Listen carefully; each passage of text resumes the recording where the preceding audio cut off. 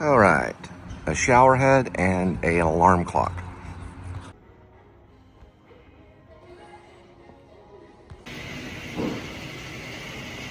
Well, and the Red Bull comes down 33.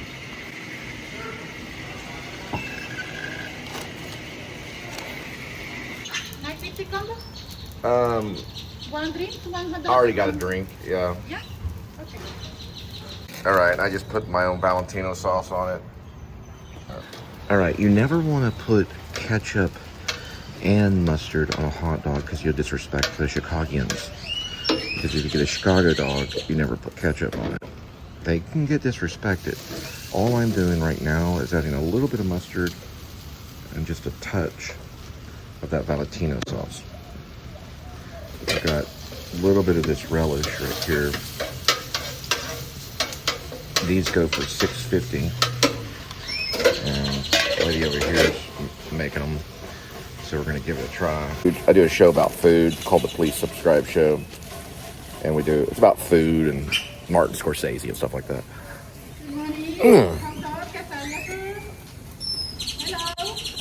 Not too bad. Okay, I'm not gonna lie to you. It's not the best hot dog.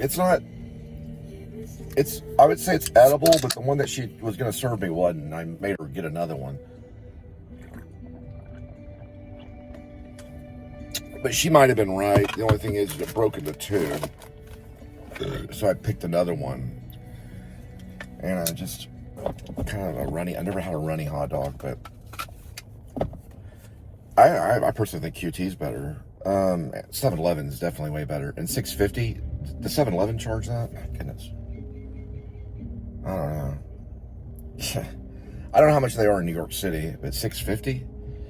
People are coming out of there with their Lowe's cards and stuff like that.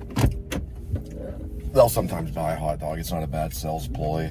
She got a little hot dog stand and what's that thing called? There's all different kinds of names for it, but square, she got a little square, and you just tap the card, it goes into her little phone, you put happy or sad face. I didn't give it a good review. I didn't give it a bad review. I just said it needs some cooking skills, but the onions were okay. The bread wasn't cooked for very long. It's a tough job.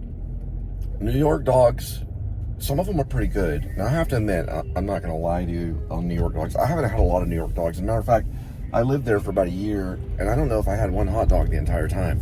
I was a vegetarian at the time, and I basically ate soy products.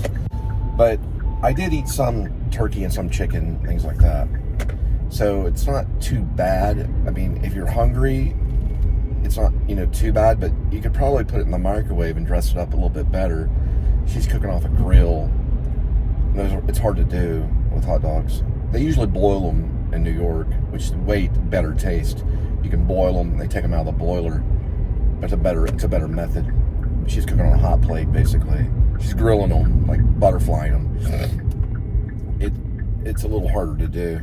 Other than that, whatever. I'm not going to put it down. The sign says the best hot dog, and then when it comes up on the card, it says best hot dog ever.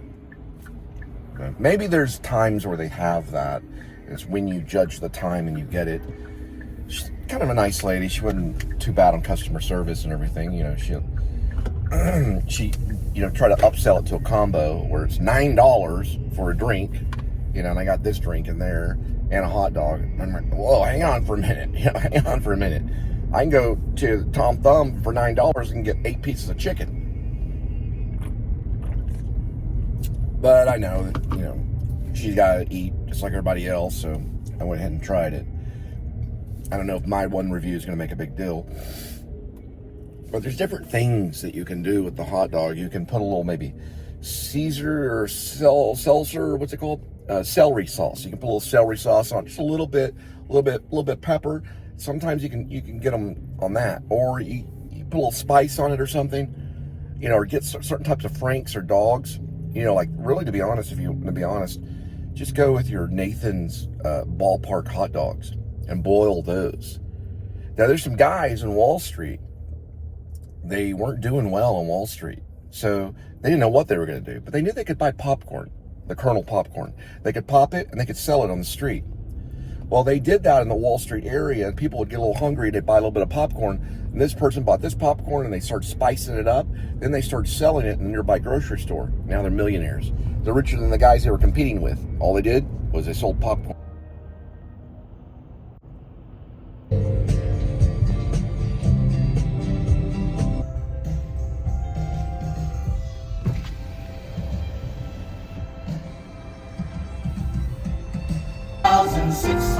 Minutes. How do you measure a year? In daylights, in sunsets, in midnights. Kitty, don't go in the shower and mess with the shower nozzle.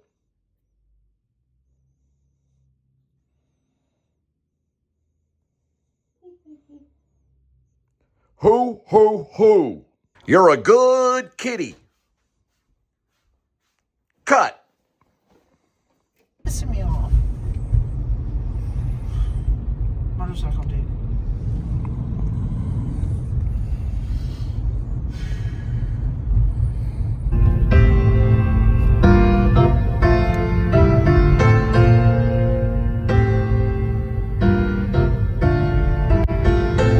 $525,600 minutes. 525,000 moments so dear. 525,600. Watch out for the horse's children in the school zone. School zone. 704 in River Oaks.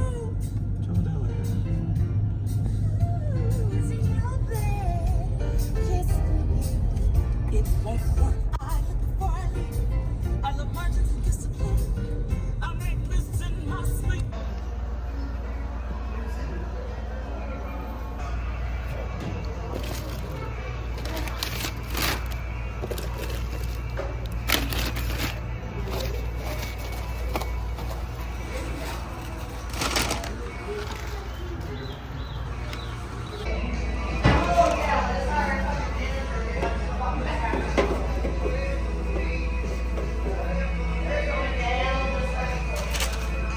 Powerboat Source Captain. What the heck did I do wrong? Less lure for the food. I give a word for the double B.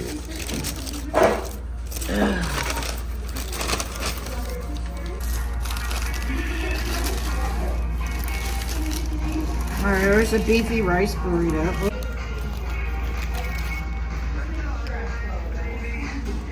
Ooh, there's some mouth sauce. What'd you order, sir?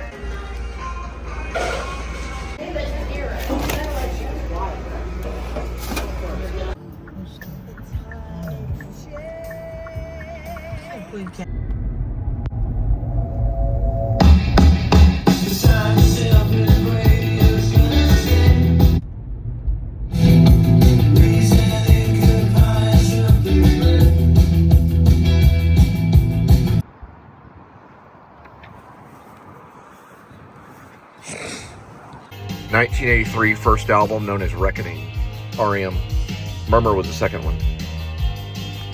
Incorrect. The first album with REM is Murmur. Reckoning was the next year.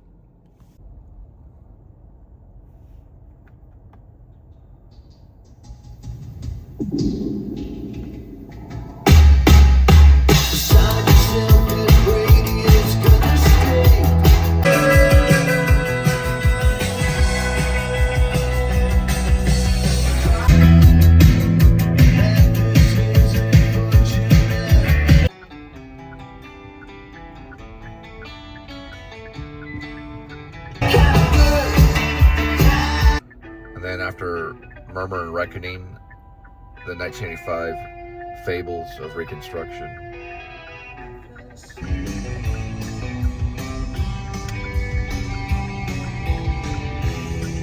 Driver's Eight's a hit single on it.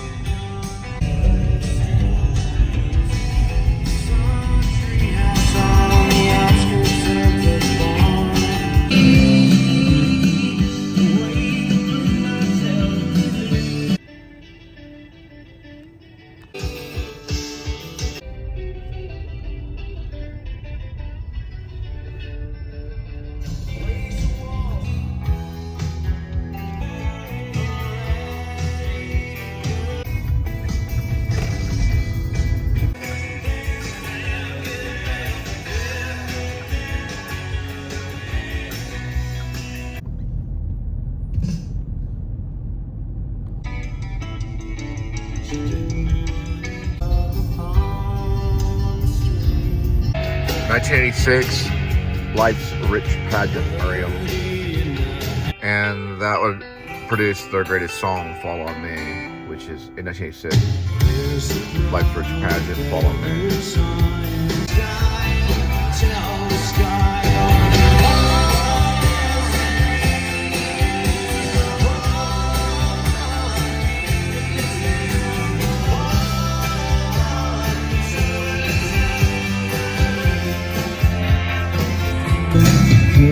Tower, foresight isn't anything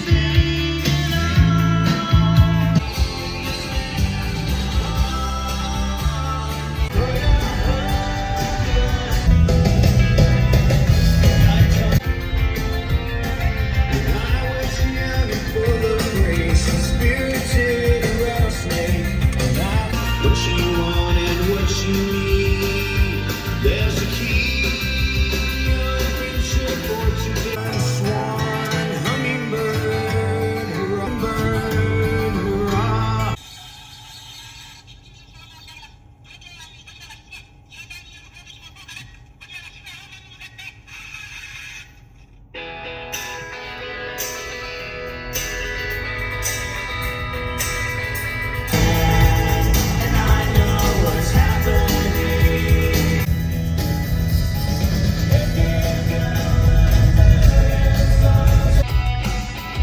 1987, Document, REM. First song, finest work song.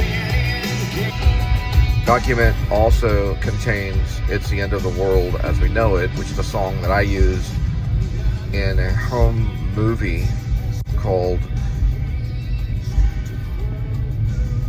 and I directed it and I guess wrote it, Monsters at Nanny's House. And It's the End of the World as We Know It was in it, and it was filmed with a Sony video camera, if I'm not mistaken, a home video camera that belonged to my cousin Robbie. So we'll get to that song later. We used that in the first home movie. I believe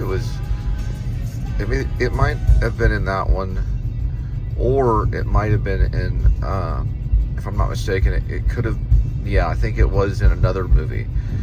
It was in the Monsters of Nanny's House collection. It was another movie called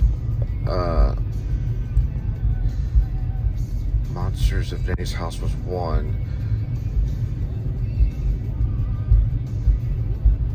Adventures with Coffee, or Adventures of Coffee. Then the third one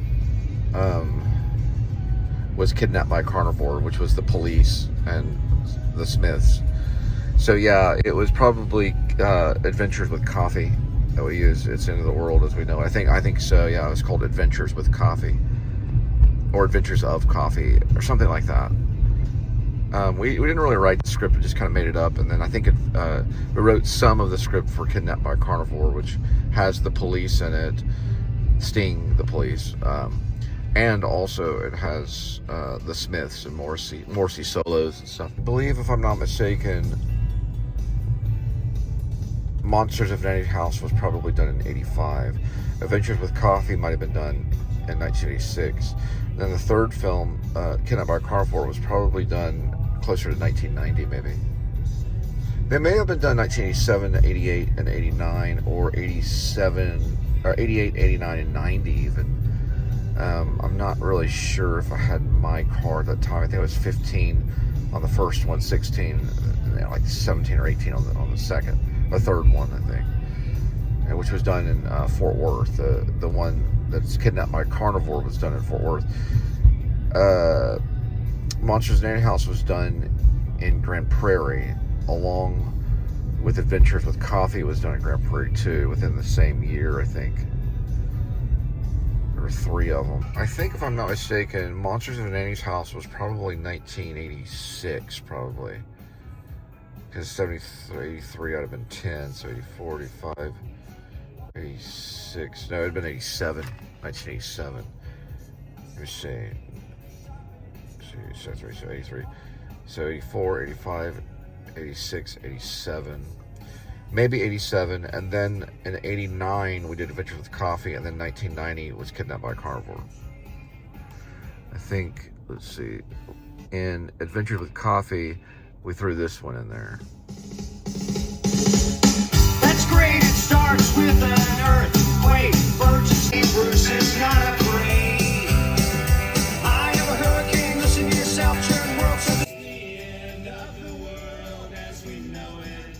It's this the end of the world as we know it. And I feel fine.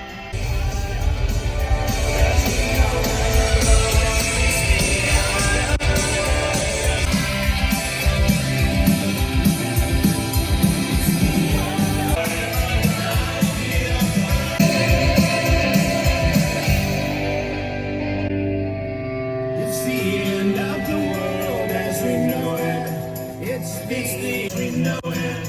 It's the end of the world as we know it. And I feel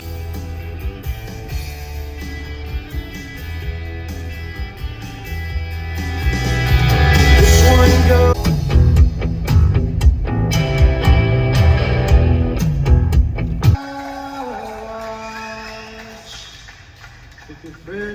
Time after time.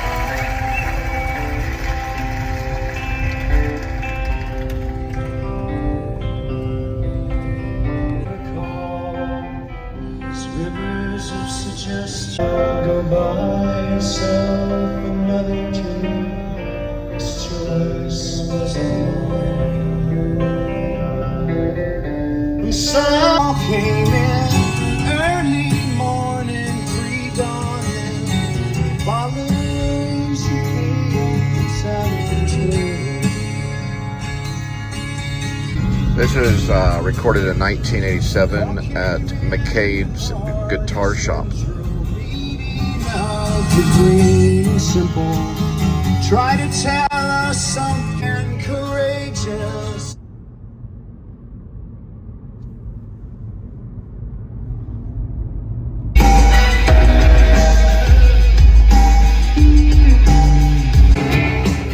In 1988, Green.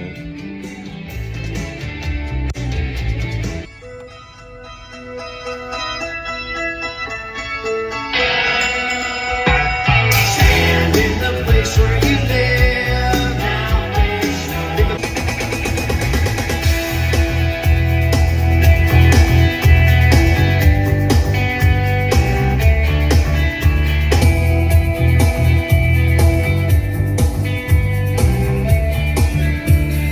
Follow me. I'm sure your conscience coming in fast over me.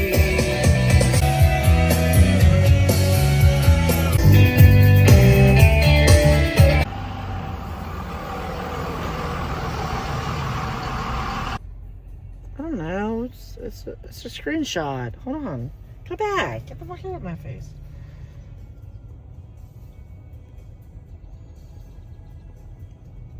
But I think you could do it on.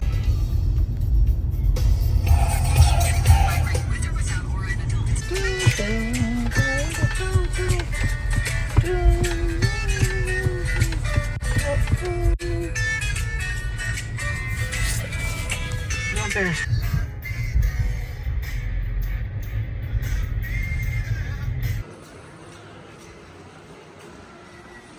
Maybe this apartment was built.